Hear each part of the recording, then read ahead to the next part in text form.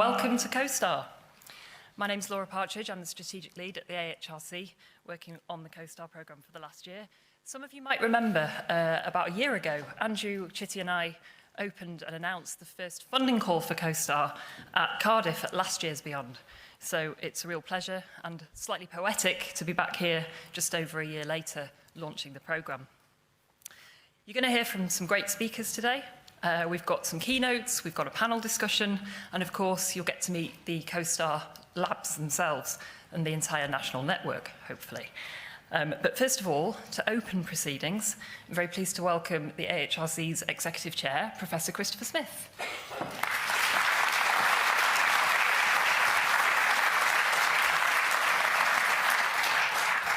Minister, colleagues, good morning, everybody. It's absolutely wonderful to be here for Beyond and to feel the excitement that is really surrounding the creative industries today. It's 25 years since another Secretary of State for Culture, Media and Sport, Chris Smith, published the Creative Industries Mapping document outlining a policy built around the idea of moving from arts as a marker of a civilized society to creativity as an economic driver, and set up a task force which revealed the power of the creative industries in our economy. It's also 25 years since the Arts and Humanities Research Board came into being, the predecessor of AHRC.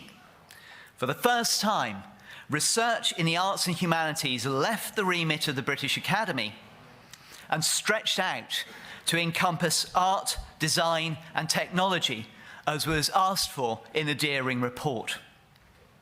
And now here we are, 25 years of the creative industries as we know it, 25 years of the AHRC as we now know it, sitting here in a royal institution founded to be a public institution for diffusing the knowledge and facilitating the general introduction of useful mechanical inventions and improvements, and for the teaching of courses of philosophical lectures and experiments, the application of science to the common purposes of life. That, I think, is what CoSTAR is partly about, is the application of science to the common purposes of life, and the creative industries is our national conversation. How appropriate a conjunction this is, 2 quarter centuries.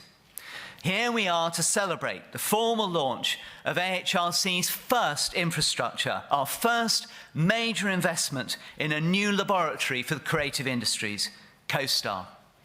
And it's an extraordinary moment for us. At £75.6 million, this is the largest investment that the Arts Humanities Research Council has ever made. It is the largest grant we have ever offered. It is the largest public investment that UKRI, UK Research and Innovation, our overarching organisation, has ever made in the creative industries. It is the largest initiative that DCIT and DCMS have ever seen in this area, and thank you enormously to the government for their support for this. But at its heart, it is a simple idea rooted in what AHRC stands for. Many think that arts and humanities is about the core humanities, history, philosophy, and so forth. And we are. But from our foundation, we're about a lot more. Inside UKRI, it is possible for us now to fulfill the real potential of arts and humanities as they change and transform to meet and shape the 21st century. Everything humans have ever thought, said, designed, or performed falls into the remit of arts and humanities. We study what it is to be human and the conditions that allow us to falter or flourish. All human history is in our scope, and so are the challenges of the present and the possibilities for the future. The science that is celebrated here in this building is part of our human story. The AI revolution we are witnessing was created by humans and is already part of our humanity. It is already part of our history, as all science becomes almost instantly. And all science comes from and contributes to our capacity to imagine a different world. Arts and humanities is anything but abstract. We create innovations as powerful as any other discipline. It is our disciplines, our intellectual insight that gave rise to the intellectual freedom that made the Industrial Revolution possible 200 odd years ago. As we in AHRC have embraced practice and design, we have become the intellectual space in which the creative industries have grown and flourished.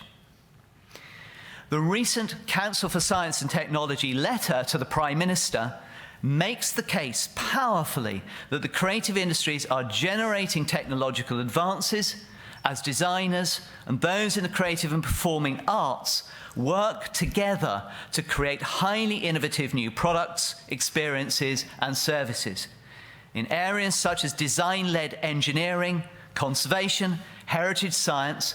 R&D is focused on engineering, physics, and chemistry, but crucially combined with specialist knowledge in areas of the arts and humanities such as design and history.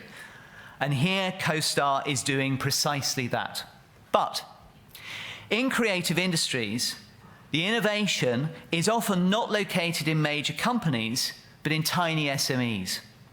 It's not in the traditional behemoths of engineering labs, but in small design studios all across the UK. It still needs to be nurtured and supported, and in that lies the genius of CoSTAR. CoSTAR is an infrastructure investment which will establish a network of creative R&D labs for the screen and performance sectors, but it is specifically designed to allow access for SMEs to technology which is currently beyond their reach, and to conduct horizon scanning to protect the future health of a sector where the UK is an acknowledged leader. AHRC is committed to opening the most sophisticated technology to the most innovative parts of our creative economy through the proven anchorage of universities. And we've designed CoSTAR to translate research in virtual screen production and take it right through our technology readiness levels to deliver economic benefit across the country. This is the innovation which comes from arts and humanities, the combination of technological development and economic benefit rooted by design in place and intentionally supporting everyone from the small and micro enterprise in Belfast or Dundee to the great studios of the world.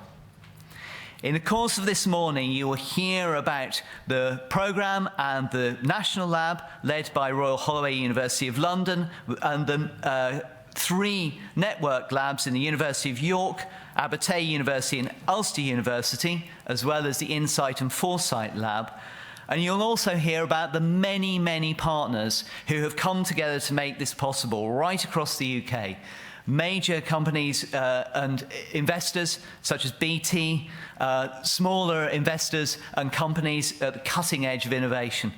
All of these partners have come together to do extraordinary things, including to almost match the public R&I investment already in CoSTAR. And that's an extraordinary achievement, and I want to pay tribute to everybody who's contributed to that. But we haven't finished yet.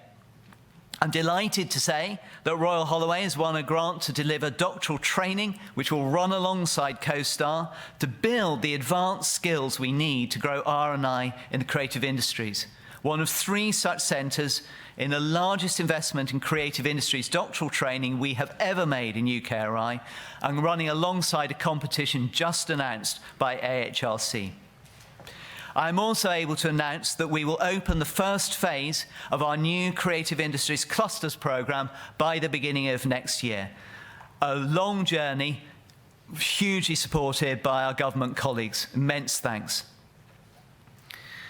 It's no surprise that the brilliant investment model, which is the clusters, has led to such success in CoSTAR. All the clusters, who we'll hear later today, have gone on to gain extra support from UKRI, including through CoSTAR.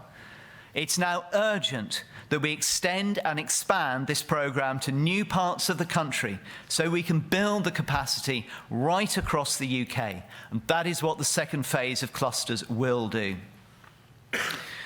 I'm sure we'll hear in a moment more about the creative industry sector vision led by colleagues in DCMS and by Sir Peter Bazalgette, which focuses on skills, growth and impact. Here this morning, we are seeing the exemplification of what that vision set out, driven by AHRC through UKRI. CoSTAR will be at the heart of investment for economic growth through innovation, supporting skills from schools to the cutting edge of technology and impacting on lives across the country and into policy making at the heart of government. Before I close, I just want to offer a far too brief thanks than is deserved to those who have made this possible. To all of those who have worked so hard to lead the CoSTAR bids, huge congratulations and thanks. Your teamwork is and will be key to our success. I know that every one of you is now working especially hard to ensure that all the teams will reflect right through their own composition and drive in their activity the diversity of our creative industries, and that alongside the brilliant science, there will be a genuinely inclusive vision for CoSTAR. Thank you too for all the partners who have come together to support us and build that co-investment from the very start. The team who have delivered CoSTAR for AHRC has been absolutely amazing. Tao Chang, Joe Dunster, Alan Sudlow, Stella Powell, Laura Partridge, Hannah Farag, Heather Hutchinson, Alistair Oakley, Hannah Chalklin, Fee Waters, Ray Mather, many others across UKRI and DCIT and DCMS, the advisory board who has helped us, Sara Ellis, who led the amazing panel which brought together the results for CoSTAR, and of course, Andrew Chitty, who has led us inimitably. Thank you to you all. CoSTAR has happened because we won, collectively, all of us, we won the confidence of government to invest in the creative industries as a core part of our economic growth. Recognised by the Chancellor of the Exchequer, who I think might have a few other things to say later today. But we need to do more. We need to continue to make the case through data to support government to make the internal case for investment. And we need that investment to grow the creative industries, as the sector vision says, by an extra £50 billion while creating 1 million extra jobs by 2030. And those jobs must be right across the UK and supporting every part of our society. This must be a beginning. It's a spark. It's the spark that lights our new revolution in knowledge and innovation, just as Faraday's spark lit the world 200 years ago. And I'm delighted, therefore, now to pass to a great supporter of the creative industries and of our work here today, who will reflect, I'm sure, on that political commitment and will. The Right Honourable Sir John Whittingdale, OBE MP, Minister of State for Media, Tourism and Creative Industries, who tells me he is normally accompanied to stage with rock music, but I'm not sure what we've got planned for him today. John.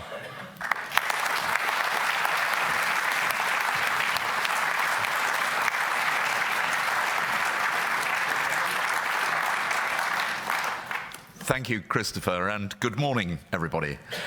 It's a real pleasure for me to be able to join you at the start of today's CoSTAR launch event. It represents the cutting edge of where technology and creativity come together. And as Christopher introduced me, I am the Minister currently for Creative Industries in DCMS, but I am also a minister in the Department of Science, Innovation and Technology. And so this represents both parts of my responsibilities coming together to drive forward our economy and our society. And I've no doubt that you will have a fascinating day hearing from the CoSTAR network, labs, industry experts, and perhaps getting a glimpse of what lies ahead in the years to come. I want to begin by underlining the government's commitment to the continued and sustained success of our creative industries. If you've heard me or the Secretary of State or indeed the Chancellor speak recently, you will know that to be the case. And as Christopher has described, in June we published the Creative Industries Sector Vision. And we are now working across government and industry to deliver on its objectives. That vision is about helping the UK creative sectors go from strength to strength, building on our status as a world-class creative nation and delivering on our even greater potential. So by 2030, we want to grow creative clusters across the UK, adding £50 billion to our gross value added. To build a highly skilled, productive and inclusive workforce for the future, supporting 1 million more jobs across the UK, and maximising the positive impact that the creative industries have on individuals and communities, the environment, and indeed the UK's global standing. So CoSTAR is a big part of helping us to achieve these ambitions, with £63 million of new industry co-investment on top of the £75 million of government funding to build 4 new screen R&D labs across the UK. As you've heard, the CoSTAR network will consist of a national lab and experimental studio fitted with real-time digital technologies based in Buckinghamshire. As well as that, there will be 3 network labs across the UK based in Wakefield, Dundee and Belfast, and an insight and foresight unit, the IFU, run out of Goldsmiths in collaboration with the British Film Institute. So CoSTAR will underpin the UK's future competitiveness across our leading screen and performance industries. And with the national lab and hubs across the UK, CoSTAR will create one of the largest networked virtual production facilities in Europe. The programme will bring the technologies that we've seen in things like Aber Voyage and The Mandalorian, as well as the next stages of development which are already underway, to a wider range of creative companies. The National Lab is located amongst the highest concentration of creative industries in the UK, and crucially, it is also accessible UK-wide and has a commitment to ensuring that 45% of beneficiaries are based outside of the South East.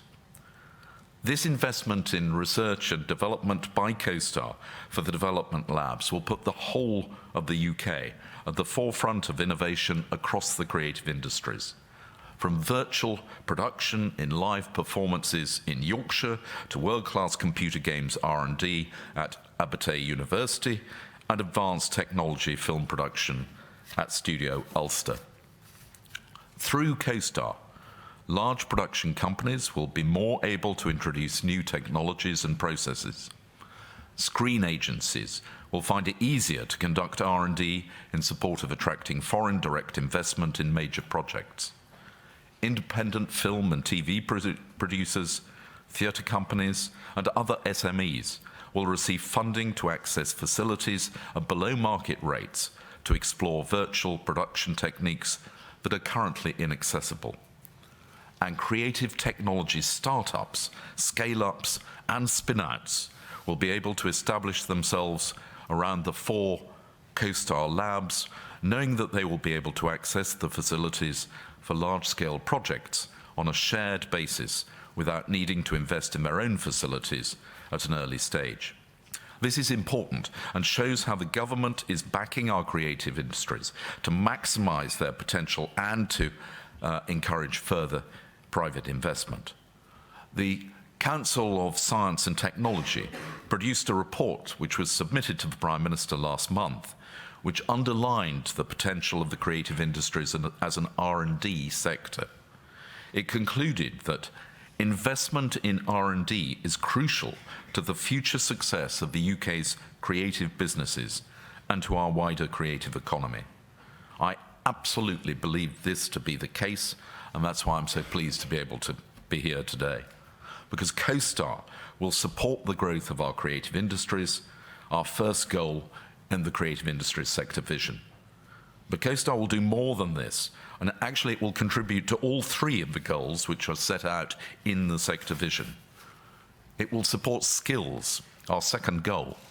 So working with industry, we want to nurture the creative workforce of the future, and just last week we had Discover Creative Careers Week, which is an initiative funded by DCMS to inspire the next generation to consider career opportunities in the creative industries.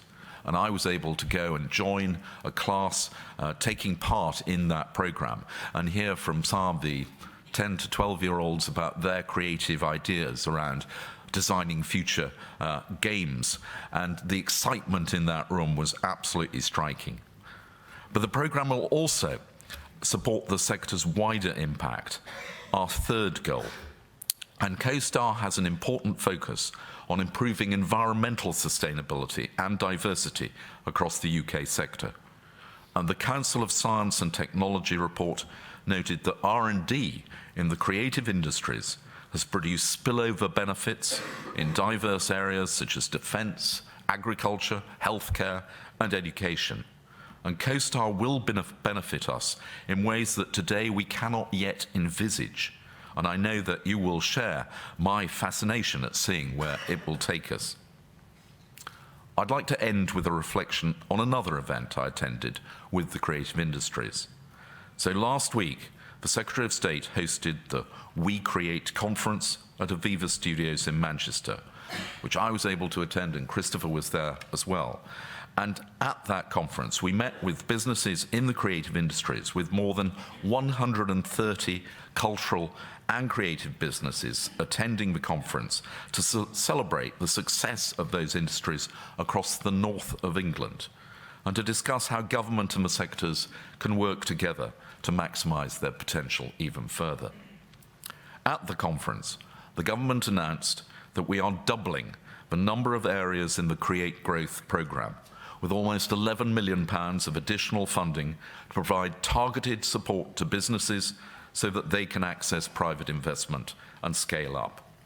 And we launched the £5 million Supporting Grassroots Music Fund to ensure support for the lifeblood of our world-leading music sector.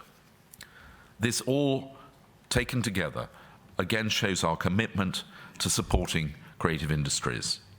And as Christopher referred to, today is the autumn statement, and I suspect we may be hearing again from the Chancellor about the importance which this government attaches to the creative sectors. But as well as these announcements, what particularly attracted me to this event was the sector coming together to talk about the opportunities in front of them, and seeing yet again the passion, originality, and innovative spirit that drives them all. We are extraordinarily good at this stuff, and CoSTAR will help us, government, academia, and industry working together to take it to new heights. I'd like to thank the AHRC for hosting this event, for all the work that you have done to get us here, and indeed for the exciting work which lies ahead. Thank you.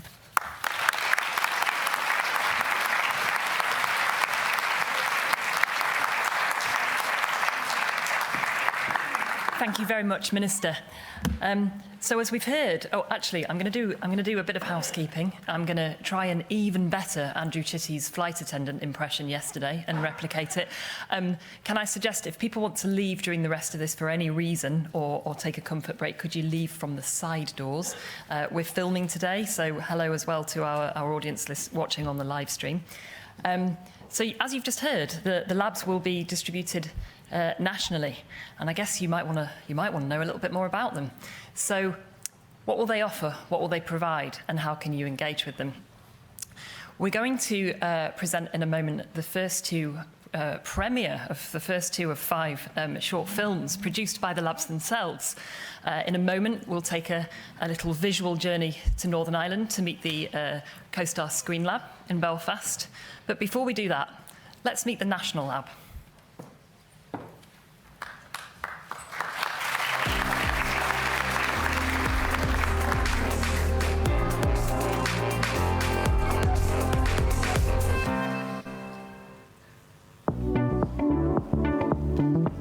Our mission at the National Lab is to enable researchers and creative companies to dream together and build the exciting technologies of tomorrow.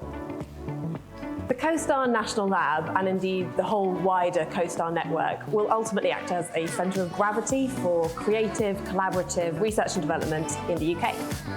It's vital for the National Lab to succeed that we're located in one of the world's highest concentrations of creative industries. We'll be accessible across all 4 corners of the United Kingdom. We'll be running programs that reach across the UK and making a cloud-based set of facilities available for companies wherever they are. In this partnership, we bring the business expertise, the commercialization aspect. On the other side, we get the immense research power that allows us to speculate on what the new scientific development can be in research for the creative industries. So we can really look at what are the long-term innovations that will make the difference. A big challenge facing UK companies is securing the capital needed to unlock growth. That will be a key focus for us and will lead to greater sustainability within the UK creative technology sector. In the first year, we need to really take the time to listen to the screen and performance communities and understand what will help us make a space and a programme of activity around it that will not just meet an immediate need, but will be really forward-thinking and help meet the challenges of the next 5+ years. We'll have been a success when we see the companies and partners that we've supported go on to embed inclusive and sustainable practices within their innovation processes and within their businesses. This has never been done before. We're bringing together world-class researchers from the universities of Surrey, Abertay and Royal Holloway and putting them at the service of the creative sector to help them innovate and grow. We're mixing that together with the world's #1 film school in the National Film and Television School, and with our partnerships with BT, Disguise, Surrey County Council and Pinewood Studios, we're going to place R&D at the heart of storytelling and storytelling at the heart of R&D.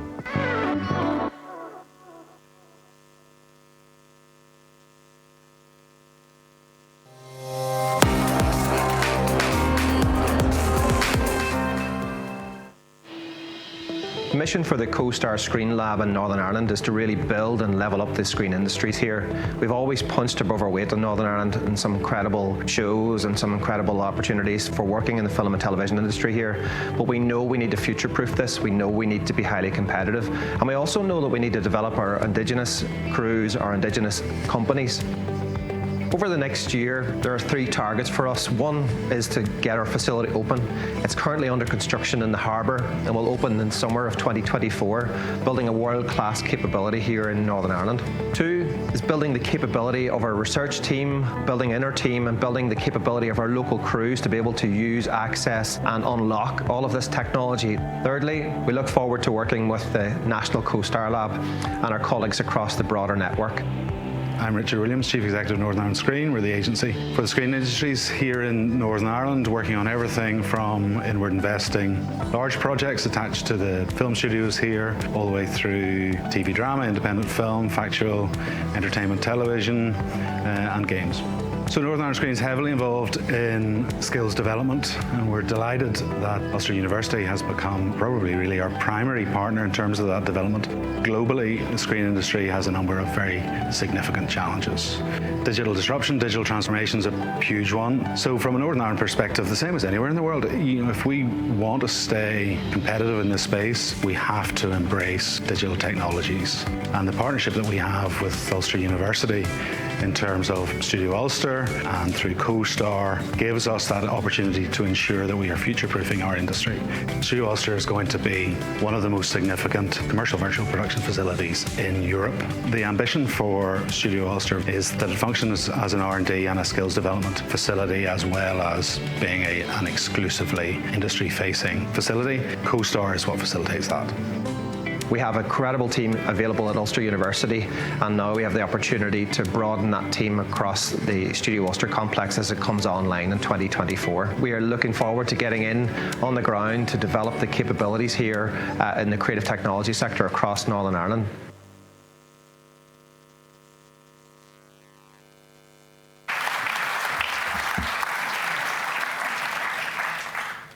So hopefully you see that one of the most exciting things about CoSTAR is the collaboration between industry and universities. So in fact, the National Lab and the 3 network labs are co-located with industry in production studios. So they're located with industry, they're visible to industry and accessible by industry. So we're very delighted to have our keynote speaker here today to talk about what he thinks CoSTAR can do for the creative economy. He is a man of many hats. He's a serial entrepreneur, a game developer, apparently also a basketball player, I'm told, and he's here today to give our keynote speech. Please welcome Chris van der Kuyl.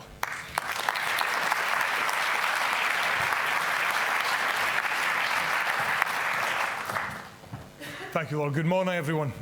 Great to be here. I do feel that I should have some pyrotechnics or something up. You know, it's kind of amazing being in somewhere that you've watched so many Christmas lectures from. The title you've got up on the screen in front of you obviously refers to that brilliant Scottish pop song by Orange Juice, but it's also my kind of call out to everybody here in terms of, and sorry, Chris, all the proposals that have been put in for this, rip them up and think again and start again. And I know that's the last thing you need to hear, having spent years sweating over every word of every proposal. But I often start these speeches with this following phrase, and I keep reflecting, is it should I stop saying this? But every time I think about it, I think, no, it's more relevant than ever before. And it's the fact that, we're living in the time of the fastest change and the most dynamic change in human history. Yet, it's the slowest today that it will ever be again. And, in the past 40 or 50 years, that technological change has been driven by, the Moore's Law. Gordon Moore, one of the founders of Intel, saying that, every 18 months, the density of silicon would effectively double on a chip, and the price would correspondingly reduce for compute power. He thought that would be something that would project, in the 1950s or 60s for maybe the next decade. It's never stopped. And those kind of crazy exponential curves lead to incredible events in human history, faster than we believe they can happen.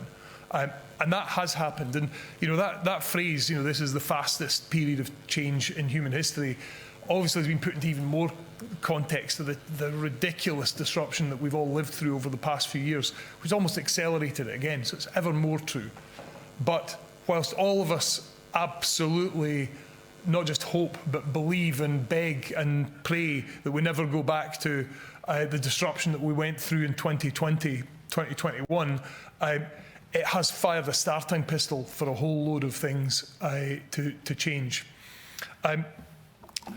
The first revolution that I've lived through in my life, and there are three that I'm going to talk about today, is the microcomputer revolution. The early 1980s when the IBM PC arrived, and for those of us from Dundee, the machine on the other side, the Sinclair ZX Spectrum, heralded the real democratization of computing technology into the hands of everyone. And when I say for those of us in Dundee, those that aren't from Dundee in this audience possibly don't realise that Sir Clive Sinclair, when he sat in Cambridge and came up with the idea of the Spectrum, or the ZX80 and 81 before it, in that brilliant British way of everybody, the Germans over-engineered their systems. The Americans, it had to be big and feel like a muscle car. We went, how cheaply can we create a piece of technology that feels like a piece of dead flesh and gives future programmers RSI and arthritis in equal measure. But it was designed in a shed, and obviously, it came hand in hand with the BBC Micro at the time. An incredible national initiative between the BBC and Acorn, which ultimately begat ARM, and it powers pretty much every mobile phone and RISC processor in the world today. But back to the Spectrum. The Spectrum is really dear to our hearts in Dundee because it was manufactured in Dundee, and maybe a precursor to having a national lab and then going out to wider parts of the UK. Sir Clive had these machines manufactured by Timex in Dundee. So the short version of the story is these things were around about £199 everywhere else in the UK. In Dundee, if you knew the right guy in stores in Timex, you could procure one that had been damaged inadvertently on the production line for about £10 in a packet of Embassy Regal. So I'm not suggesting that any form of criminal activity, because there was none, these were written off, can create an industry, but it's no coincidence that Dundee has more game developers per head of population than anywhere else in the world. So that revolution has changed the way we live forever. The idea, I mean, when Bill Gates said Microsoft's mission was to put a computer on every desktop, he was laughed at. Why would everyone need a computer? How could we afford to put a computer on everyone's desktop? Today, that's clearly ludicrous and completely transformed the way everyone works, every single person. The next revolution was in the mid-1990s when we started to effectively connect. Whether you want to call it the internet or the World Wide Web, it was the confluence of those technologies again being democratized to the mass population. The technology to connect network computers, to have email, had been in academia for years. And again, people ask, why would normal people, sorry to anybody in academia, but why would non-academics and as we all probably all know, the defense sector in the US was one of the key proponents of internet technology, very resilient technology. Why would we ever need that? That seems like a crazy idea. We'd never do it. Well, I don't need to tell you spend any of my time telling you how that has disrupted the world we live in today, how it's almost impossible for us to think about, for those that were born after the internet became a mass market item, how did you live before that? How did you live without being able to order, to connect? Yet that revolution was an interesting one because many people saw it. Many people who'd benefited, myself included, from access to high-performance networks and high-performance computing in, let's say, a university setting or a business setting, knew that the future that could deliver to everyone, to the creative industries almost especially, was going to herald a complete new way of working, a new way of collaborating, a new way of creating. Yet if you remember and you were around then, we had the dot-com bubble that burst in 1999. Everyone thought this was the new gold rush, but people lost faith in it. People lost faith because crazy ideas, and some of them were particularly crazy, investment ideas that had billions put into them collapsed overnight, and people thought that was it.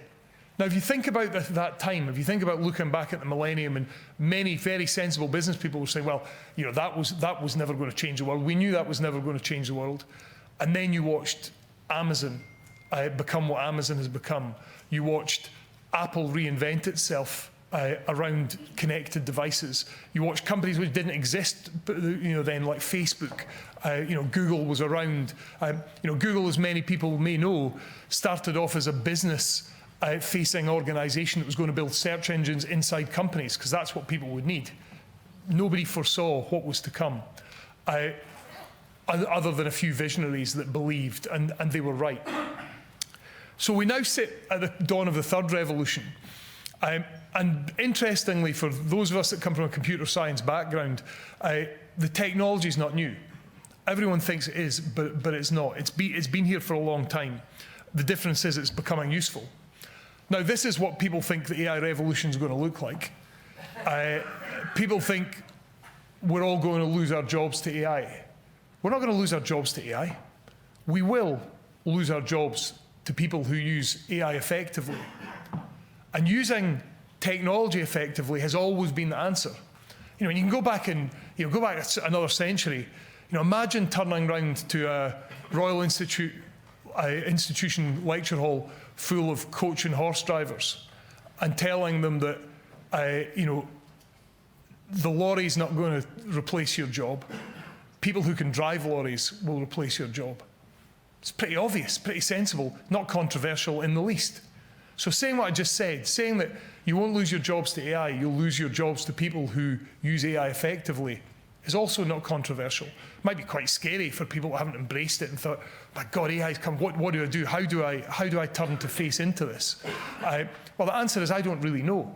I don't know every single journey that's in this room, every single person that's in this room, but I do know that there will be an impact, there will be a way to take this technology, turn it into something that affects your daily life in a really positive way, reinvents you, takes the uniqueness of what you are and what you can do, and empowers it in ways that have never been able to be done before. Think about all those technologies I've mentioned and think about how they've taken people on those journeys in their own context, whether it be automotive revolution, whether it be the microcomputer, whether it be the internet.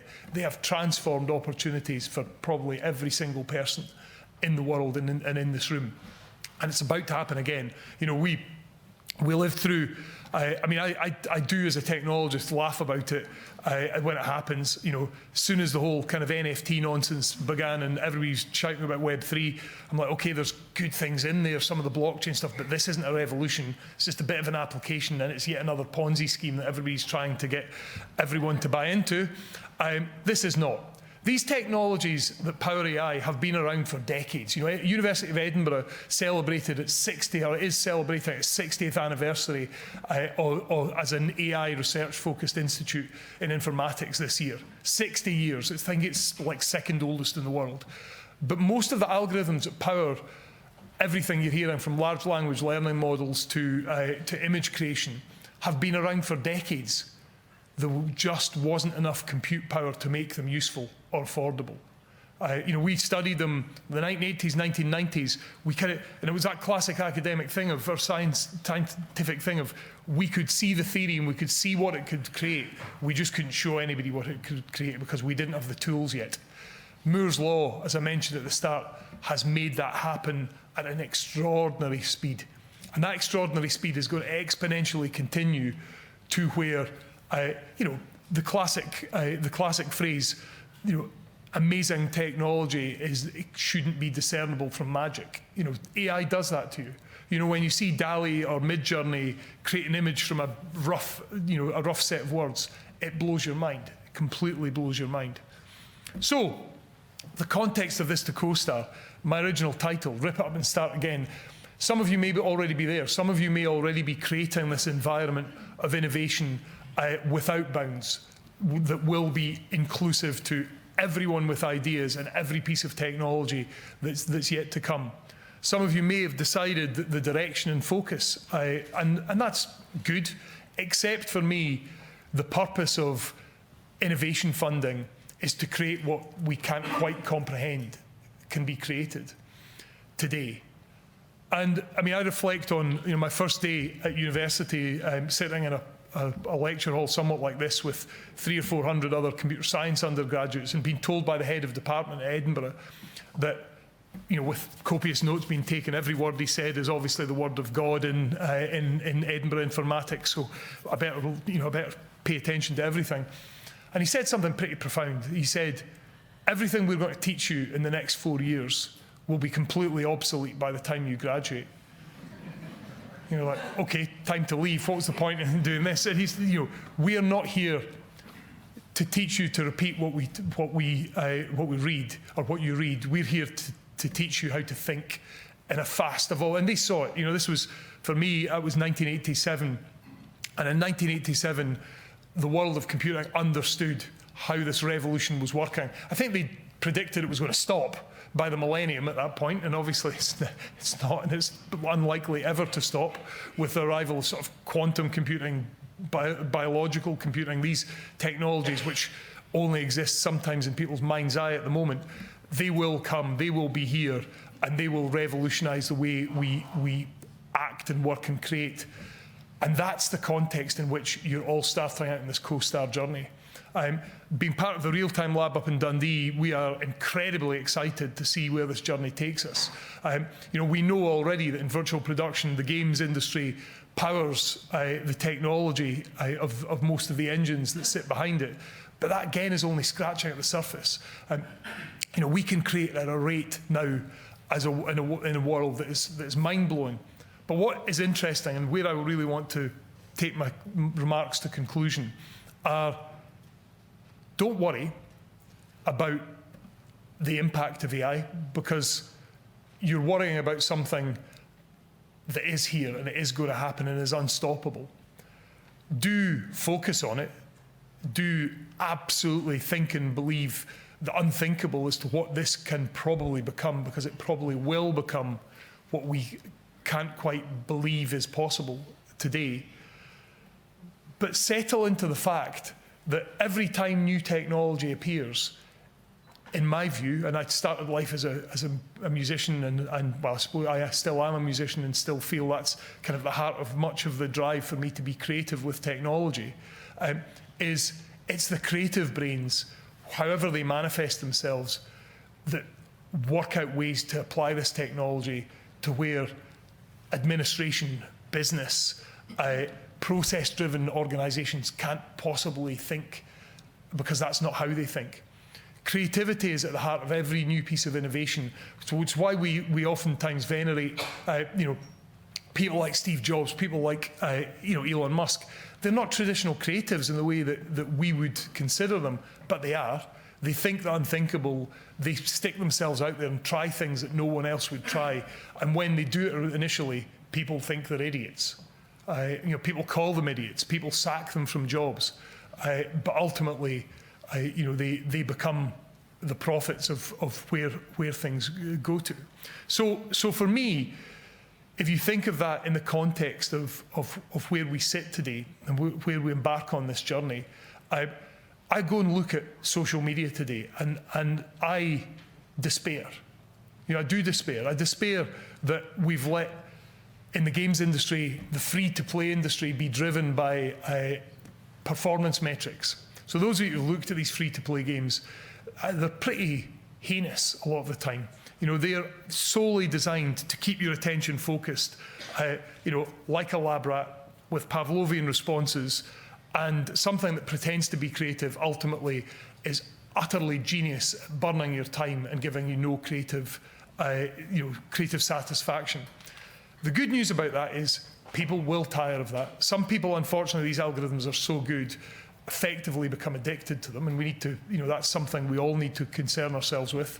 And the same's happened it's moved from free-to-play gaming to a system like TikTok today, I think is right at the heart of a reduction in consumption of broader creative media. Because people think, oh, I think I'm going to play a new game. Oh, let me just see what's on TikTok. 2.5 hours later, their thumb's broken, and they're still looking at TikTok. The great news is, if we, the creative industries, take back, not control of people's lives, but effectively control of the technology and start to apply it in ways that people can't quite comprehend, and give them democratized access to create their own content, to use the technologies that we develop in CoSTAR to begin their own journeys, we can't possibly imagine how good that's going to get. Nobody saw what the computer games industry would become when Clive Sinclair et al. Released these little computers back in the 1980s. It's become the world's biggest entertainment industry. 180 billion this year and counting, bigger than every other creative industry combined. It's mind-blowing. I believe the technologies that you're going out to look at to apply into the screen industries will have the same impact. We're going to give, anybody that's used a 360 camera, used the Insta software, can see just how powerful the creative tools that are being democratized today are. We're only scratching the surface. And it will be the creatives amongst us that benefit. It will be us who harness the power of this technology to create experiences and delight people around the globe.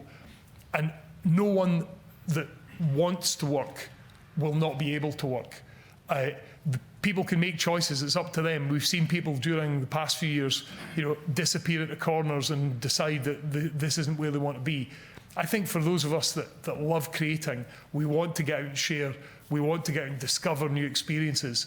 And there's never been a time like this. There's never been a time in human history before where we can do what we can achieve in our own pockets, in our own bedrooms, communicate globally. There are no barriers to entry on this. And I think the 4 labs, this national project that we're starting on, is so crucial, because for the future of the UK, the future of the UK is as a knowledge-based creative economy.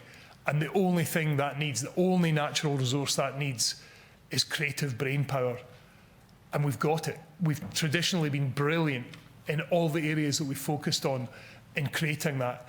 And what I want to see out of this is a pathway to exponentially grow that. Because if we don't, if we think out of the 60+ million, 70 million, wherever our population gets to, that we can rely on sort of traditional old school jobs that were driven by last century's economy, the UK doesn't have much of a future.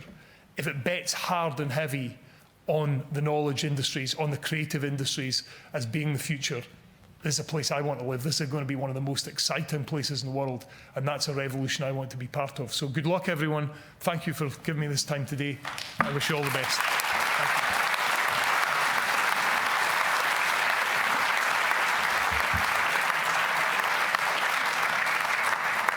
Fantastic. Thank you very much, Chris.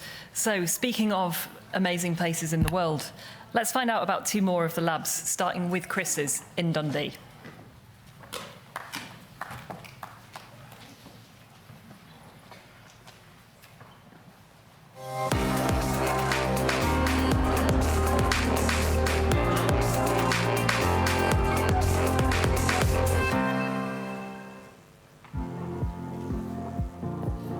CoSTAR Realtime Lab brings together world-leading R&D expertise from Abertay University in games design and development and Edinburgh University in the use of AI. We'll work together with UK games, film and animation industries to drive innovation in the integration of real-time technologies and artificial intelligence into next-generation production. We're currently working with multinational technology vendors. Working with the other network labs, the Realtime Lab will help to build a national network of innovators, producers and creatives that will help to make the UK the global destination for next generation production. CoSTAR Realtime Lab is an incredibly exciting project to be involved in. The idea that the confluence of the latest technology in video games, the latest technology in the film and television industry coming together right here in Dundee, and us being able to work in collaboration with Abertay on some incredibly exciting new technologies for use in that, I couldn't be more excited, to be honest. Similar facilities at Edinburgh College of Art will offer companies access to AI expertise in development of new tools and processes that embed artificial intelligence in production of next generation content. The facilities and the expertise will drive R&D-led innovation into our commercialisation pipeline, which will be managed by Interface, who operate Scotland's University Innovation Scheme, and Codebase, who operate TechScaler, a technology accelerator on behalf of the Scottish Government. I've been in and around the games industry for the past 25 years, and watching games technology progress to where it's now being used as an integral part of major feature film production has been mind-blowing. So to actually see that come on site here with CoSTAR Realtime Lab is incredible, and it's only the beginning. You know, I think the next decade of work, which is why this research project is perfectly positioned, it's going to become even more important for producing some of the world's greatest content.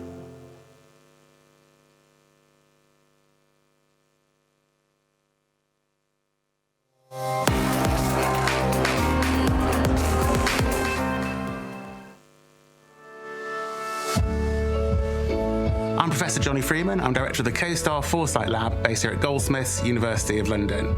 The Foresight Lab partnership is fantastic. We've got Goldsmiths, Loughborough University and Edinburgh University alongside BFI. I'm Rishi Coupland from the BFI. We collect data and evidence related to all of the screen sectors, so film, TV, video games and immersive, that inform the policies of today. We've got Olsberg SPI tracking the international market. We've got Arup and Julie's Bicycle with a forensic focus on carbon impacts of virtual production technologies. We've got I2 Media Research focused on the audience dimension, and we've got Station 12 focused on how to invest to support the sector. I'm Graham Hitchin. I lead the policy unit at Loughborough University. We're going to be developing a whole range of policy-related publications. We're going to be commissioning research from a series of different partners, working with the Creative Industries Council, DCMS and DCIT, to try and influence thinking to support creative business growth. My name is Melissa Terrace. I'm the Edinburgh lead for CoSTAR. The data-driven innovation that we do here will really help our industry partners plan ahead. Technology is transforming production, and CoSTAR is providing the UK with the infrastructure to enable our screen sector to benefit from these changes. Why do we need a Foresight Lab? To understand the impacts of these new technologies on production in studios here in the UK and globally. It's absolutely crucial that more than just paint a picture of the future, that we properly engage with industry. And one key way of doing that will be our Tracker Omnibus survey. There's certain areas we really need to build on, including equality, diversity and inclusion in the film and TV and games areas. We also need to be looking at the carbon footprint, and data-led analysis can really help us plan ahead on how to make virtual production work for everyone and the planet. We're going to hit the ground running before the labs are open with reports on the international market for virtual production from Olsberg SPI, a deep focus on how to measure carbon impacts from Arup and Julie's bicycle, and technology foresight from our Foresight board. There's so much that we can do to make sure that Britain is still at the forefront in film and TV and interactive design and games.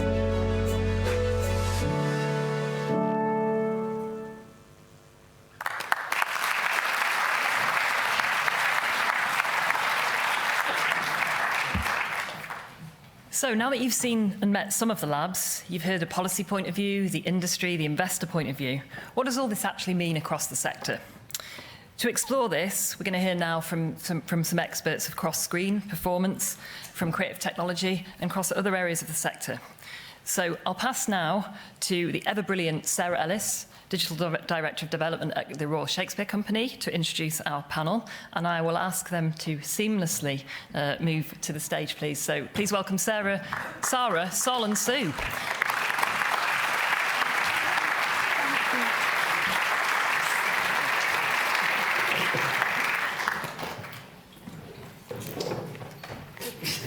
It's all very intimate. We thought we'd have a snuggle. Oh, no, this is great.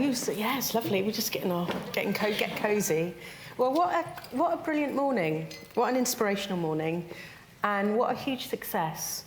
It takes courage and a lot of trust to put something so ambitiously together and to make change. And to a healthy dose of optimism and pragmatism, I think, to navigate the true challenges of investing in a future and investing in a set of ideas and investing in a set of principles over a long period of time, and to make real change in established models and established ways of working. And we're in a profound moment in our society where we are in industry, in research, as people, as human beings, navigating huge change, which is driven by new technology, but also driven by a whole generation that is coming through and emerging from what Chris shared, those technological revolutions. And we have the privilege of being in those places now of industry. And what a time that is. What a time that is for us to see what we could do with that, and what a privilege it is to have the opportunity of CoSTAR to be able to be leading that. And I think that ambition and scale should not be underestimated. And actually, I think the panel here today and what we can talk about is, what do we want CoSTAR to be? What do we see the opportunities to be? And kind of like this starts now, right? This is now is a very present. So we are talking about the future, but we are doing this work now, and the heavy lift is now. And in that investment of ideas, we have these brilliant panelists here: Sue Lyster from ILM, Sol Rogers from Magnopus, and Sara from Disguise. It's great to have you here because you've engaged in CoSTAR in different ways in the process so far. And I think what would be great to draw out in this moment is the huge congratulations to the successful candidates, but also what we saw in the process in all the applications and everyone that put in. There is a brilliant community out there and an ecology out there that is really expansive, and there are many, many companies encompassing the ideas of CoSTAR. So I'd love it if I could start with Sue to introduce yourself, the connection you've had with CoSTAR, and to sort of think about, from your perspective, what CoSTAR means and the impact on the sector for you. And you've got a bit of time there, so get thinking. So, hello, I'm Sue Lyster. I head up Industrial Light and Magic's London studio. You may or may not know that ILM, as we are known to our friends, is part of Lucasfilm. So I make a lot of Star Wars, all shapes and forms. But not only Star Wars, we contribute work for nearly every big film studio and streamer.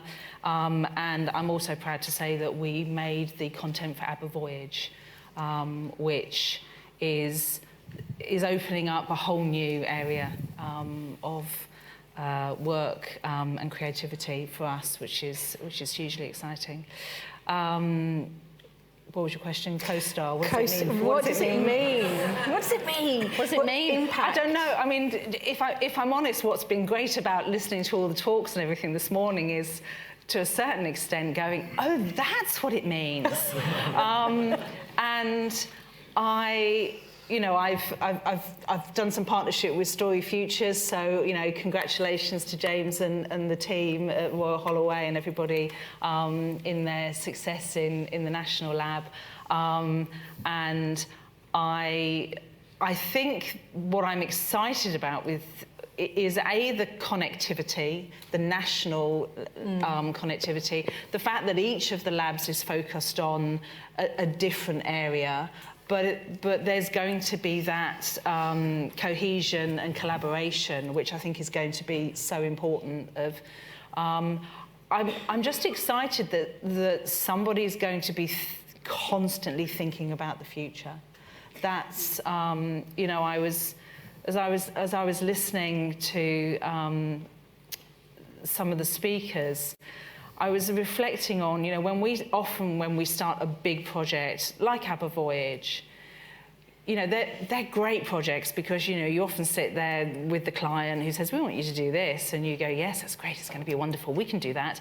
And you shut the door. And this actually happened when we did ABBA. We all looked at each other and went, OK, can we do this?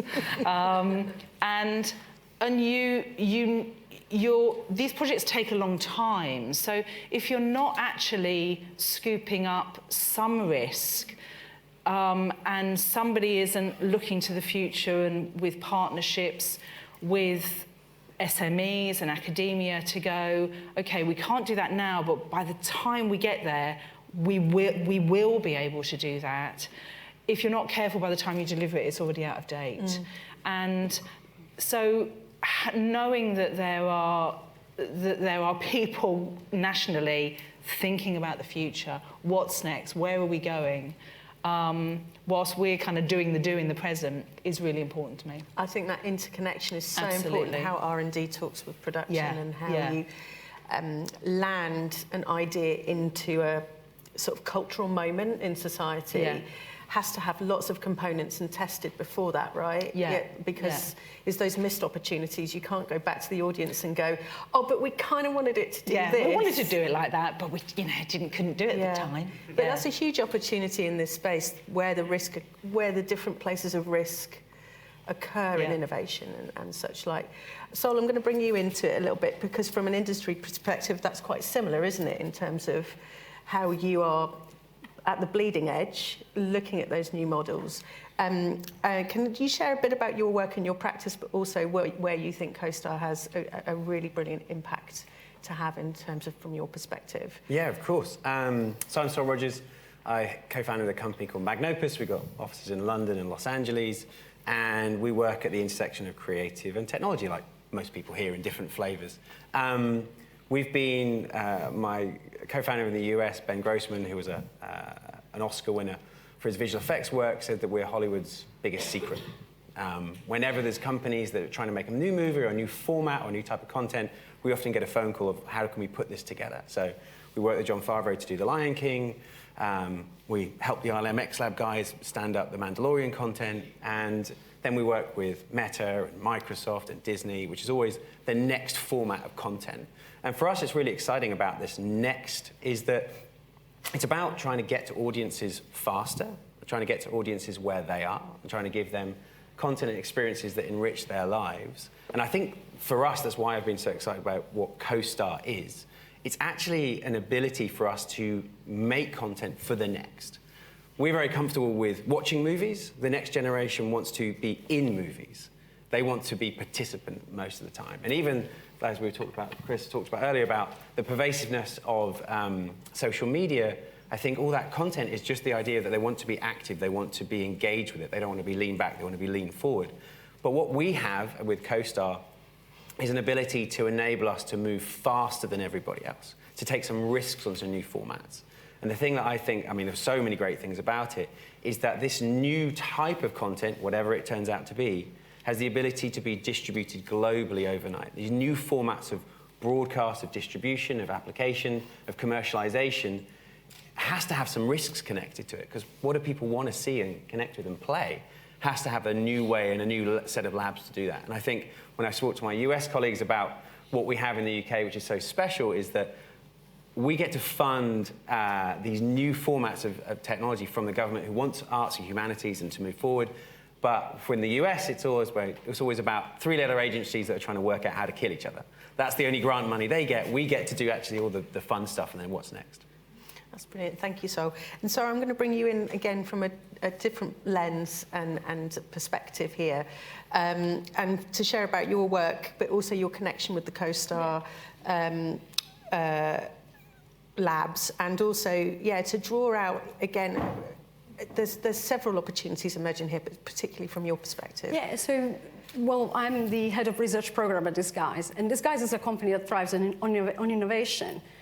We've grown massively in the last few years because we've been innovating. And as head of research program, my job lays especially there.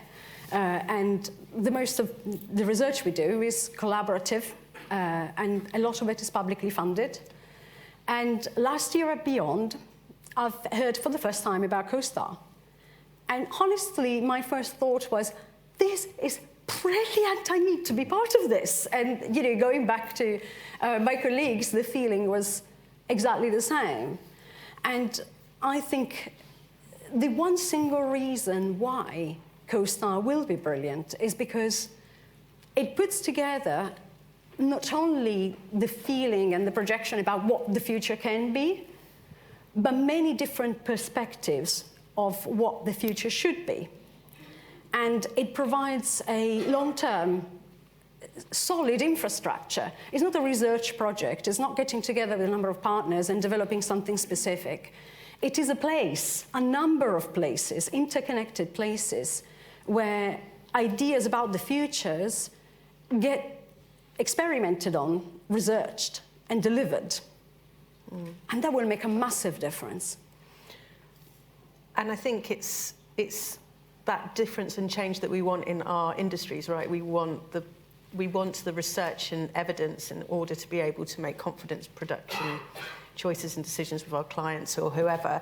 I'm going to pick up on a couple of things that you've all just touched upon, which is about convergence of form and convergent and audience-led innovation. Because also what we're seeing right now is audiences wanting something, and we're seeing something provided here and a space here to work out what that is.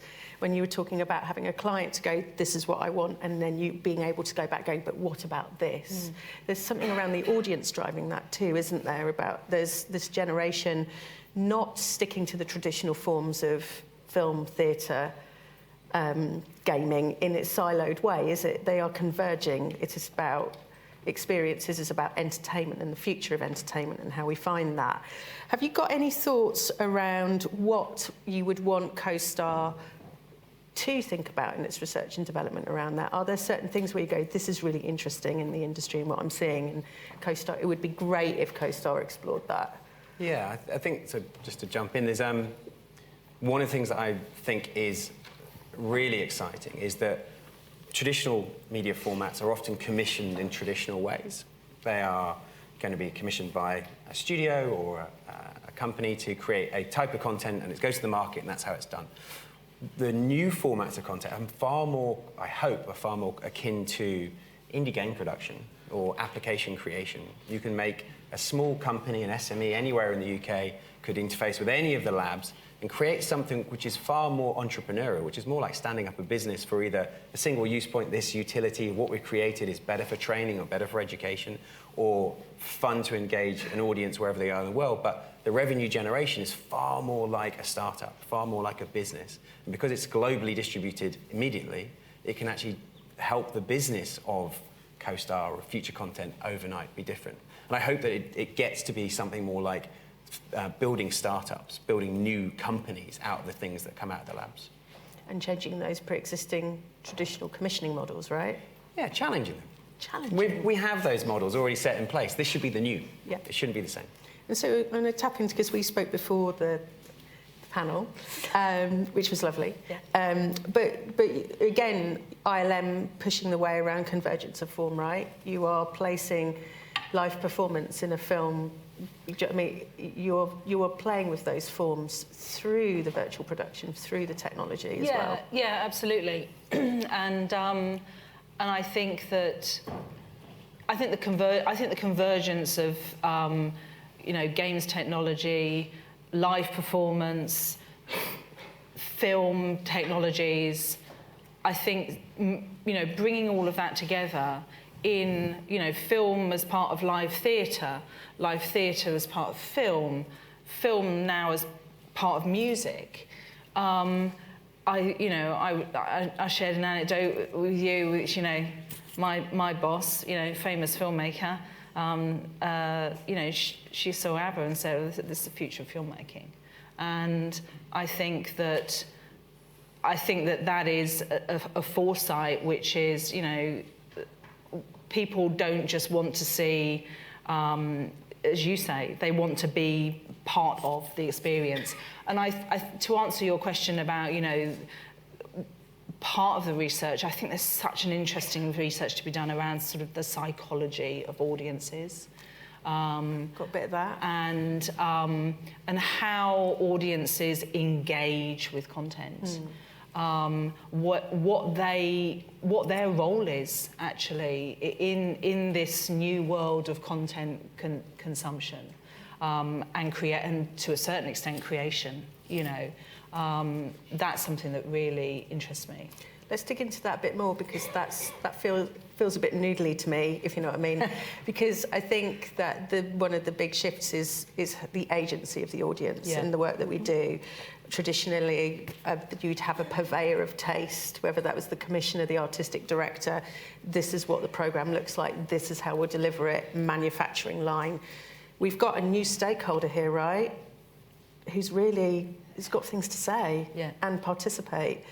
And that's a big thing, I think, around CoSTAR, isn't it? And Sara, what are your thoughts on that? Well, if I look at the last few years, we explored, and we're still exploring, the convergence of technologies. So we bring game engines into film productions and so on. And this is great.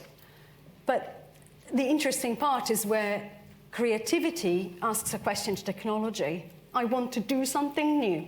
And technology today cannot deliver it. And that's where the interesting part of research is. Now, the creative agent is not anymore the commissioner or the director, is also the audience. And it's about where they want to watch the content, how they want to watch it, and what they have to add to it. So there is a new format, a new type of creative content that is going to be born, is going to be defined over the next few years. And CoSTAR is the place to do that, has all the right elements to explore that. We are probably going to see a world where creative content doesn't stop at delivery. Ooh, drill into that. Well, sorry, that was a good one. Seriously, keep going on that. Sol and Sue. If we explore the idea that content can be adapted, so we start from branching narrative, something we have today, or even VOD, if you wish, something we all know. Then we look at personalization, and that personalizing content can be explored more and more and more with AI, or other technologies maybe. So what if is the creative process itself that doesn't stop when content is delivered to the audience? I think, just to build on that, I think there's an interesting wave of synthetic media coming, just to build on the AI creation tools. There's us using tools to create things ourselves, better, faster, cheaper, which allows us to create different experiences, which can be more niche. You don't have to make something for 100 million people. You can make something for 1 million people, for 100 people, and it can still be of a high quality. The blockbuster is always driven, we have to make this work for a huge audience globally. But there's this new director which knows me intrinsically, which is just the algorithm on YouTube or Netflix or anything else knows what I watch, when I watch, how long I want to watch it for, what I'm doing in my day, and could generate me on the fly this new type of content. It can make me a 23-minute movie because you happen to be going on a journey today. It's about, you know, fighter jets and homoerotica or whatever else it might be around. Great. Wow. Wow. Thanks for sharing that, Sol. That's great. That'll be a research question if any network lab would like to pick that up. For you. Huh? Here's this short piece for you, which is a new piece of content specifically for you in whatever way you want it to be, which had no humans involved at all, other than trained on all the other content that's been created downstream. But these new types of content and new format are going to be incredibly disposable and throwaway, just the same as the social media content of today. How many things have you lost an hour or two flicking through and don't really remember what you watched? But I think it's the same thing with the content we see on Netflix. How many movies from last year did you watch that you recommended to somebody else? Do you even remember how many things we saw of an hour or 2 hours? There's a few stand out, and usually they're by real auteurs and traditional things, but this generated content, we're in a world of, we're in an attention economy. Everything is about taking our attention, using our attention, commercializing our attention, and CoSTAR is going to still add into that space a new type of content for us to engage with. And I think we all have a responsibility, and I know we are across the labs, to make sure that content is good, is meaningful, is valuable if we're going to take people's time away from them. They feel that they've been inspired or learned something new. And so I think, you know, it's never going to replace, it's just another thing to add into our world. And I think you are right, the next generation are digital natives. They do want to be participants. They do want to add to the content, the movie, or anything else. And it's far more like being in a theatre where it's not just a proscenium and we're just sitting back and watching everyone from the stage. It's more like the actors are around us and we're on the stage with them. And I think a sort of provocation to the labs and the national and network labs is how do you include the audience in the research and development, right? Yeah. How are they a stakeholder in that aspect? And I think the Data Foresight Unit does that to some extent.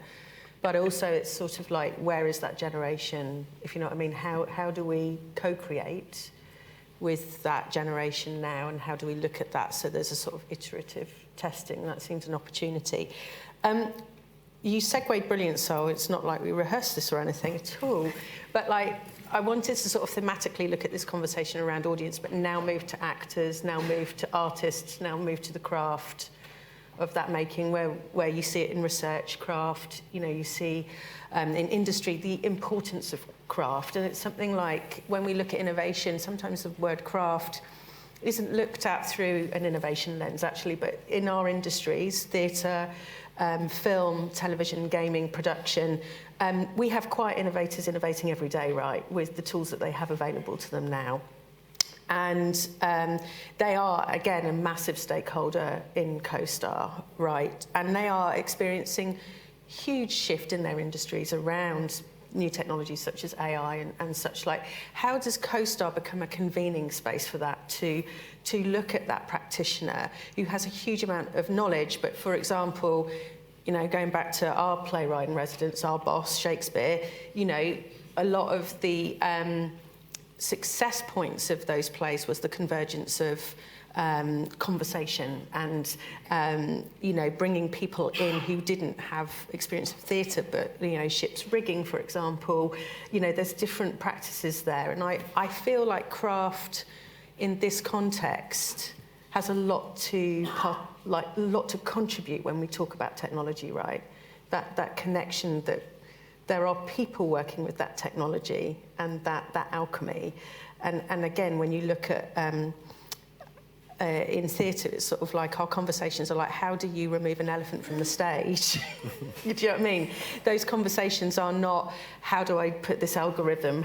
Like the language is different, right? It's like, oh my goodness, we've got this character and we need it to disappear, but it's on the middle of the stage and no one, do you know what I mean? We have to do it in a second.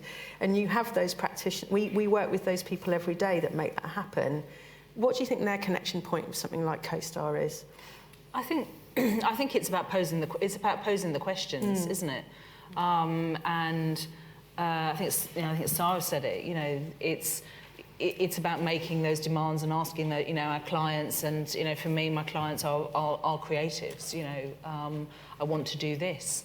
How can I do this? And it's about, to a certain extent, I know it sounds anachronistic, but almost you want technology to be almost removing itself out of the way, which is, so much of the challenge that we have with our clients is that we present them with a hugely technocratic answer to their problems, and we're constantly trying to make that invisible, to get ourselves out of the way. And I think that it's understanding actually why, almost trying to bring it back to the craft and the creativity, which is you do you, and we're going to help you do you by making things less technocratic, easier, whilst actually in the background it's very technocratic and really quite complicated. I think it's making that interface easier. And that interface needs language translation. Exactly. It needs to be comfortable by talking about things in quite a fluid way, and it also needs that very technocratic space. And I, again, sort of want to push CoSTAR in that sort of alchemy and convergence. This is a very collaborative cross-industry setup. And that feels to me that having the challenge of making an elephant disappear is actually a massive technological question, right? And that we need to think... Well, the answer's quite technical, but the question is actually quite simple, which is I just want the elephant to disappear. Yeah, which you could just go now, please. Could it just leave?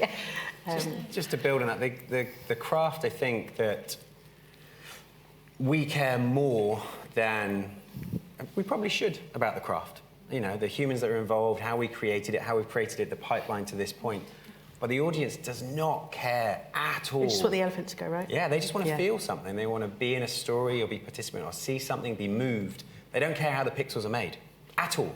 We do, and we'll wax lyrical about, we use this technology, we did this more efficiently. That's really the business end of creating the experience. And we have to get to the other side, to the audiences, to build things that they want. And they want to see or hear or be connected with. And I think I always fall into the trap as well of going, oh, but look at this new way we did something. Yeah, but who cares? And it's so interesting because we have clients who often come to us and say, the opening conversation is around the technology. And actually, increasingly, we're saying, what do you want to feel? What do you want your audience to feel? What experience do you want to create here? Let's start with experience and move back to there. Actually, kind of the technology is why you've come to us. That's our problem, and it's certainly not something that your audience is going to care about. Really, if they do, we'll make a making of about it. But actually, if the technology is too visible, then the craft is not working in some respects. So I always say, technology, at whatever time we look at, 10 years ago, 10 years in time, is always a beautifully attractive toolbox. It's about how we use it and what we do with it. And evolving that toolbox is what innovation is like at the end.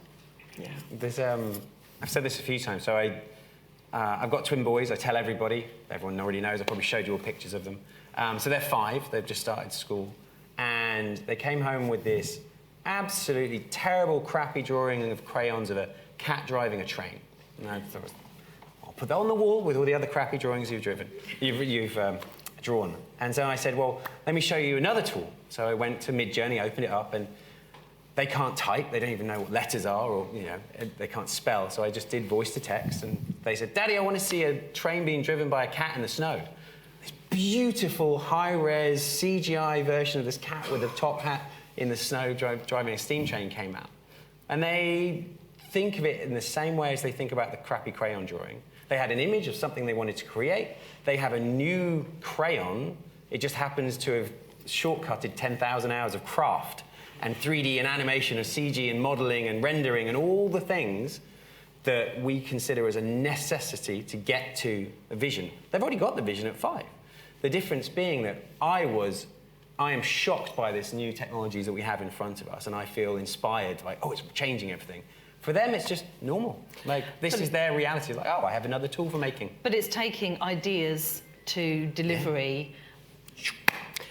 say that's so democratising and exciting. You guys are such a gift as a panel. It's just brilliant because I'm like, and now we're going to talk about systems and infrastructure, and it's like they already are doing it.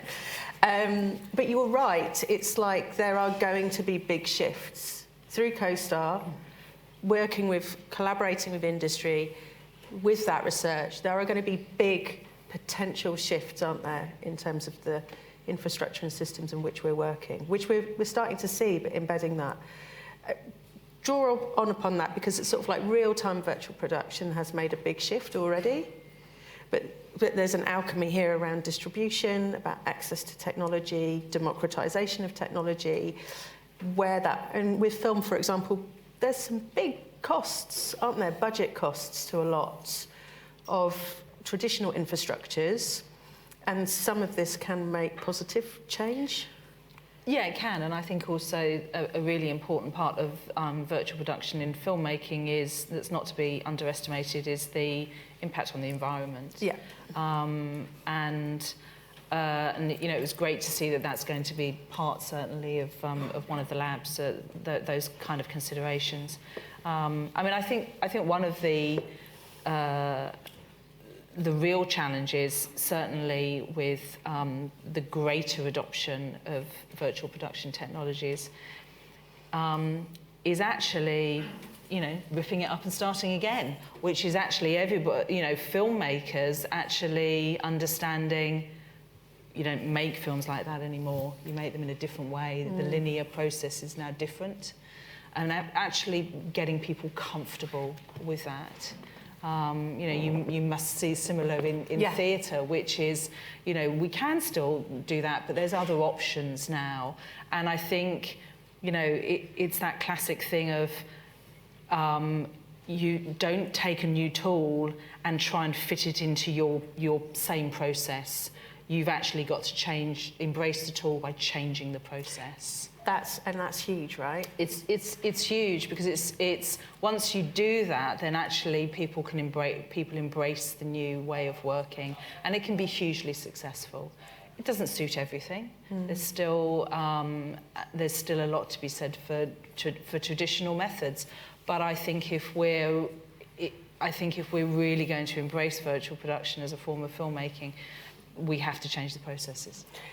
And potentially the stakeholders, the people involved in that, right? We're seeing different skills, different access to work. For example, it doesn't need to be in completely massive cities, or do you know what I mean? The low geography. There's lots of change there that's got huge potential, right? The intersection for like the convergence, there's always been convergence. It's always coming together closer to it. It's like the most boring thing is the unified asset pipeline. Like just rallying Not around. for everyone, so like someone's going to like that. It's so good. Because we were always told you could get film assets to work in games and games assets to work in 2D. You couldn't. You could never unify. Now we're all rallying around some core technologies, Unreal Engine, Unity, real-time engines. Those assets can flow between a lean-back piece of content and a lean-forward. And I think this next wave is where we're seeing as business, we work across Meta, and we're producing VR content. We work with Epic on UFVN worlds. And that UFVN new broadcast platform, which is distributed real-time worlds where you get hundreds of people coming and playing a game, doing something, witnessing, going to a concert or anything in between, the content now we're getting is from the film studios, from the virtual production facilities. It's the same digital character or asset or actor or world. We're now just reshaping into something which was watched to something which is now played with a group of people. And then the next step is that those players are also building on top of the world and making their own stories and their own games within the same kind of framework that we're all kind of putting together. And I'm going to bring you in, Sara, because it strikes me as industry, we have not talked together enough, have we? In terms of, we're talking about the file sharing, but actually there's a whole process and practice sharing that, like, we're still doing our own thing in our art forms and our industries and our silos, but you must be seeing like Sol, that convergence piece. Yes, in a certain way, yes. We see, you know, the technology is used now for, can be a virtual production shoot and a live performance and then a game, and then And at the same time, you see also the delivery. You watch it on a big screen in the cinema, and then you watch it at home on your TV, and then on your laptop, and then you carry it with you on the tube, and you watch it on your phone. And so there is a convergence and a carrying over stories from cinemas to games and so on, and social media. And there is this carrying over of technology as well, which is obviously necessary for that to happen. But some of these technologies are very expensive and accessible to a lot of creative content producers. And that is something else that CoSTAR will do and will enable. By having an infrastructure that is open, will allow the experimentation and the sharing of ideas from a lot of different points of views, a lot of different creatives, so that we can really move forward with innovation, because it comes from all different aspects and different agents. And it will be a more comprehensive, well-organized and consistent way to move forward that is also democratized. I wanted to go back. It's been a brilliant morning, actually, and Christopher said something that really resonated, which was the creative industries are at the heart of the national conversation. And I thought that was really, I think that contextualization for us now to walk away with that is a huge responsibility and a huge opportunity and a huge importance about how we keep the listening and the sharing and the demonstration, so that we don't turn this into a broadcasting of ideas, but actually what does holding a national conversation mean?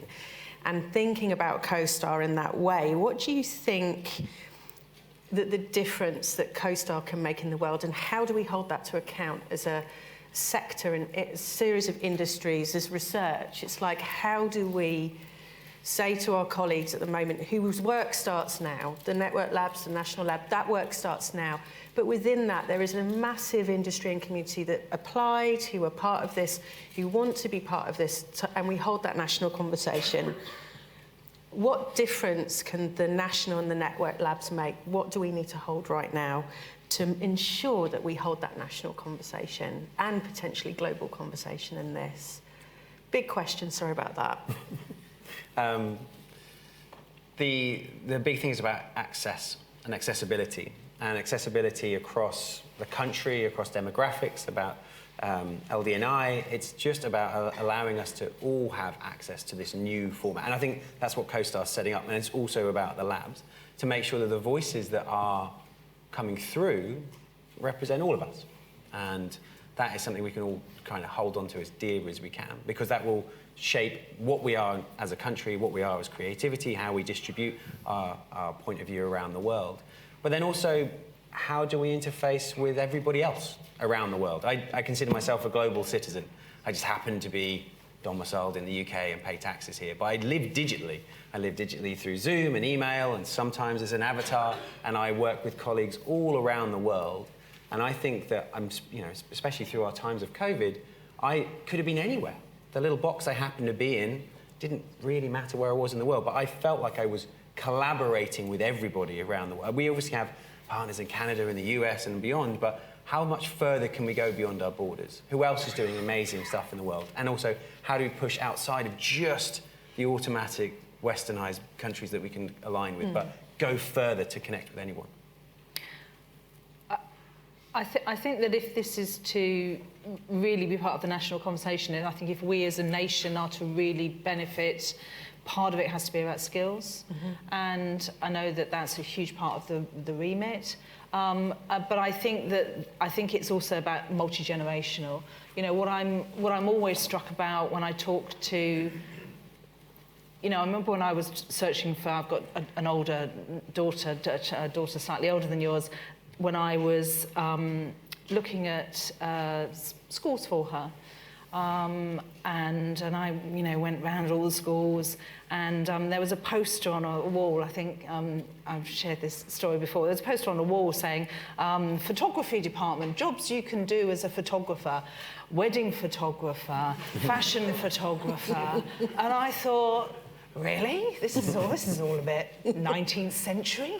But when the next generation have little, or certainly not enough, in my opinion, understanding about our world, what jobs are available, what skills they need, how they get into it, and I want that to be a much broader conversation. And I think through the national spread of this, the involvement of SMEs and education, there's a huge opportunity to actually throw the doors open and say, this is an enormous industry in the UK and globally, but in the UK, we're really good at this stuff. And there's a huge array of roles, and it's an offset thing, but the jobs that will exist in these industries through the efforts of the CoSTAR Labs, probably, people don't even know what they are anymore. And we need to raise everybody's sights beyond traditional jobs, because AI and the convergence of AI and technology and creativity is going to create roles, really exciting, well-paid roles that don't even exist at the moment. I see CoSTAR not as a set of labs for entertainment. No. I see it as the essence of what creativity is, which is problem solving. What is the problem? Make something beautiful, make something entertainment, make someone feel something, make someone learn something. Like, it's the essence, it's across all industries. And I hope that it just has that ability to ripple out into manufacturing and education and anywhere in between. Because the use case of these tech is far more than just games and films in the traditional sense. Sara, have you got any thoughts? Yes. We've talked about, excellent. We've talked about, craft. Yeah. And many decades ago, hundreds of years ago, putting, a play on would be a lot of physically demanding work and a lot of, engineering and manual creation of assets. And historically, it's become easier and easier and easier to generate content and distribute it, which means that, the tendency is to us to generally, as humans, not people from the creative industry, but release more and more content in the world, which is simple, not well crafted, and we don't really care. Now, as we look at the new generations, I would like for CoSTAR to be a place where we set the bar of quality really high, which means we open the opportunity to everybody to try, everybody to experiment and create. But the output, what we come out with, needs to be absolutely excellent. And because CoSTAR is an infrastructure that is already across the country, is already national, it has therefore the power and the force to deliver something exceptional at international level on behalf of the country. And that's, I think, we should do. I think that's pretty amazing. I think it's just a moment to thank Sue, Sol, Sara. Four S's. Exactly. But also just to give a bit of a provocation, actually. Like, it is a huge privilege to thank those who have made this happen and created an opportunity, created a sense of ambition, of optimism, of scale and excellence. It is now about how we hold that, how we deliver that, how we work. I love working in theatre, I love working in these industries because no one person makes a piece of theatre. You cannot put it on one piece, one element. There are many elements that make this. This is part of a community. The people involved in making this happen in the labs, keep open minds, open your doors, keep fresh approaches, maintain that excellence. And now that baton is very much in a new phase and handed over. And now let's see what we can do with it, but also let's galvanise the ecology and the long-termness of what this is, because this is a step forward in an innovation. We stand on the shoulders of giants 400 years ago that were quietly innovating, and let's maintain that, let's keep that, let's look at the next 50 years, let's look at the next 100 years, because some of this won't be judged today, some of this will not be judged until much further into the future, but don't limit the possibilities and the importance of that. It's such an exciting day, it's such a brilliant start in a world which full of change. A piece of optimism and ambition, I think, is a beautiful thing. Thank you very much.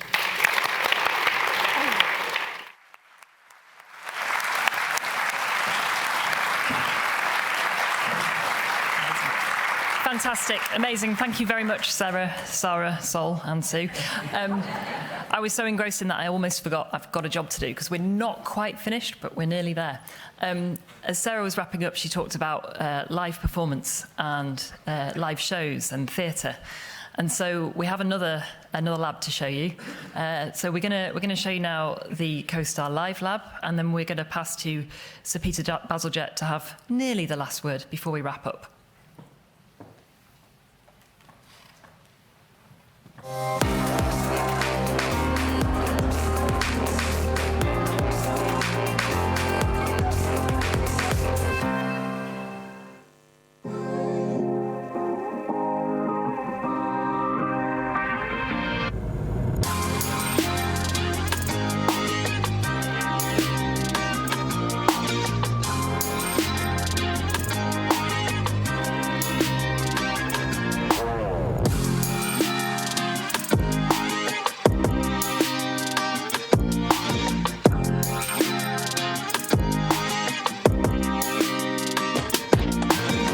The CoSTAR Live Lab will redefine the future of live performance. It combines University of York expertise with industry leaders from the creative sector.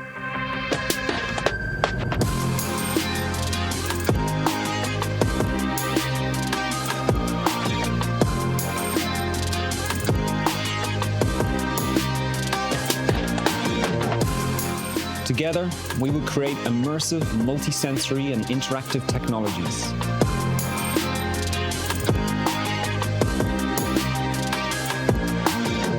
Our lab is located at Production Park, Europe's largest campus of companies dedicated to innovation and live performance.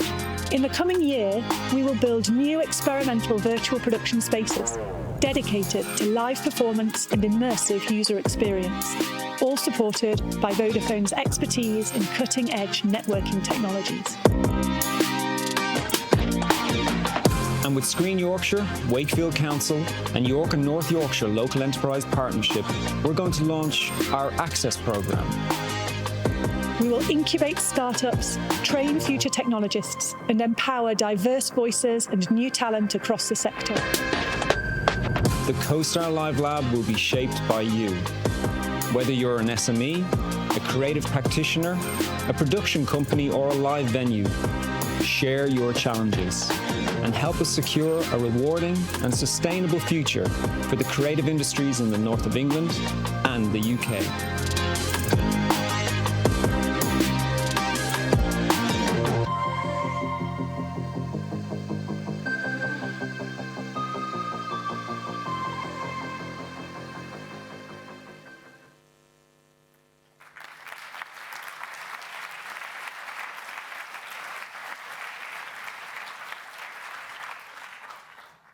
Hello, I'm Peter Bazalgette, co-chair of the Creative Industries Council. I'm delighted to welcome CoSTAR. It's happening.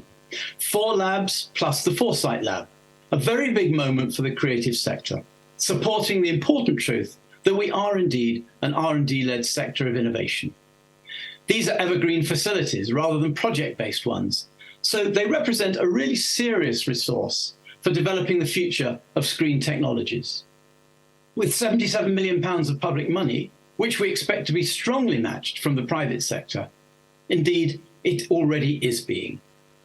We know from the success of the creative clusters that applied research can drive innovation and growth, and CoSTAR sits firmly as one of the responses to this summer's sector vision for the creative industries, where clusters and innovation have been earmarked as priorities, as you'll already have heard today. I'm really pleased that the work imagining the future of our screen technologies will take place around the country, in Yorkshire, Dundee, Edinburgh and Belfast, as well as Buckinghamshire. The AHRC, Innovate UK and EPSRC, all parts of UKRI, have become key partners for our sector. Now, the UK is second only to the US for its strong TV and film production. We have the English language, a great creative and craft skills base, and of course the propitious tax credits. But technology is moving swiftly forward. In the era of immersive production, we need to be ahead of the game. We need to stay ahead of the game. That's what CoSTAR is all about, and it's very welcome.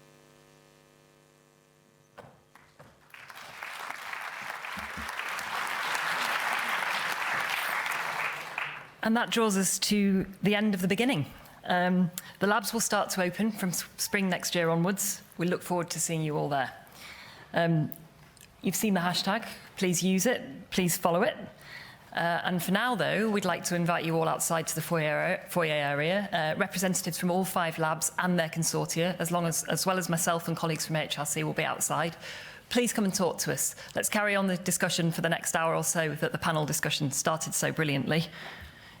You heard the man. CoSTAR's happening. Thank you very much.